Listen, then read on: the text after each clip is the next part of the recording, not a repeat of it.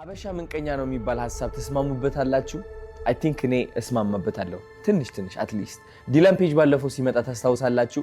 ስለ ኢትዮጵያ ሲጠይቀኝ ያው እርስ በራሳችን እንዋደዳለን፣ በጣም እንፋቀራለን፣ እንተጋገዛለን ብያለሁ። ኦፍ ኮርስ ከውጭ ሀገር ለሚመጣ ሰው ራሳችን ሪፕሬዘንት የምናደርግበት መንገድ በጣም ፖዚቲቭ መሆን አለበት። የቤታችን ግን እዚህ ብናወራበት አይሻልም? አንድ ሀቅ ልነግራችሁ እፈልጋለሁ።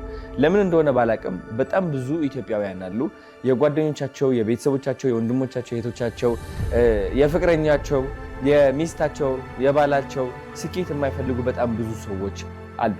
ኦፍ ኮርስ ሁሉንም መውቀስ አልችልም። በጣም ብዙ ጥሩ ሰዎችም እንዳሉ ማለት ነው። ይህ ከየት ነው የመጣው? ለምንድን ነው ብዙዎቻችን ለመቅናት ቀላል የሆነው? መንቀኛ ለመሆን ቀላል የሆነበት ምክንያት ምንድን ነው ብዬ ራሴን ጠየቅኩት። አንድ ታሪክ ልነግራችሁ እፈልጋለሁ። ሁለት ገበሬዎች ነበሩ። እነዚህ ሁለት ገበሬዎች እንግዲህ ጎረቤታሞች ናቸው። አንዱ ገበሬ እርሻው ለምልሞለት አጭዶ ለመሸጥ እየተዘጋጀ ነው። ያኛው ገበሬ ደግሞ ምንም አይነት እህል ዘርቶም ማሳደግም አልቻለም፣ ድርቅ ላይ ነው ያለው። እነዚህ ሁለት ገበሬዎች እንግዲህ የተለያየ ሁኔታ ላይ ነው ያሉት። አንዱ ገበሬ ስኬት ላይ ነው፣ አንዱ ገበሬ ደግሞ ውድቀት ላይ ነው ማለት ነው። ይህ ውድቀት ላይ ያለው ገበሬ ምን ብሎ ያስባል? ኦኬ የኔ እርሻ እንግዲህ ምንም አልለመለመልኝም፣ ተበላሽቷል። የሱ ግን በጣም ተስተካክሎለት ህይወቱ ሊቀይር ነው። ስለዚህ ምን ባረግ ይሻለኛል ብለው ራሱን ጠየቀ።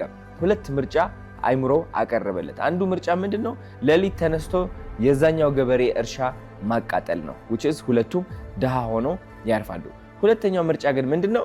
እንደ ጎረቤት አንኳክቶ እባክህ ወንድሜ እንዴት አድርጌ የኔ እርሻ እንዳንተ ማለምለም እችላለሁ ብሎ መጠየቅ። ከዛ የሁለቱም እርሻ ማለምለም ማለት ነው። አያችሁ፣ ብዙዎቻችን ሳናቀው እንግዲህ መጀመሪያው ምርጫ እንድንመርጥ ተደርገናል። which is የሌላ ሰው ስኬት ካወደቅን እኛ ኖርማል ወይም ደግሞ የተሳካልን ይመስለናል። ሁሉም ሰው ይውደቅ እንጂ እኔ ኖርማል ሆናለሁ የሚል አስተሳሰብ አለን። የአንድ ሰው ከፍታ ግን የኛ ዝቅታ ሊያመጣው አይችልም። እንደውም ስኬታማ ሰዎች በበዙ ቁጥር እቺ ሀገርም ትለወጣለች፣ እኛም የመለወጥ አቅማችን ከፍተኛ ይሆናል። ችግራችን ግን ያ ስኬታማ ሰው ከመጠየቅ ይልቅ መመቃኘት ባህላችን አድርገነዋል፣ ጸባያችን አድርገነዋል። ምንቀኝነት ማንም ሰው የትም ቦታ አያደርስም። ሁላችንም ነው ድሃ የሚያደርገን እንገራችሁ። ስለዚህ ሁላችንም ድሃ ከምንሆን አይ ቲንክ አንድ ሰው ስኬታማ ሆኖ አንድ ድሃ ሰው መክሮ ከፍ ቢያደርግ ይሻላል። ስለዚህ በሌላ ሰው ከምትቀኑ ለምክር ጠይቁ። እውነቴን ነው የምላችሁ። መንገዱን አሳየኝ ብላችሁ ምክር ተቀበሉ። ይህ ምን ያደርጋል? ያኛውም ስኬታማ ያደርጋል፣ እናንተም ስኬታማ ያደርጋል። ሁላችንም እየተጋገዝን ከፍ እንላለን ማለት ነው። የማንም ሰው ከፍታ የእናንተ ውድቀት ሊሆን አይችልም። ወዳችሁ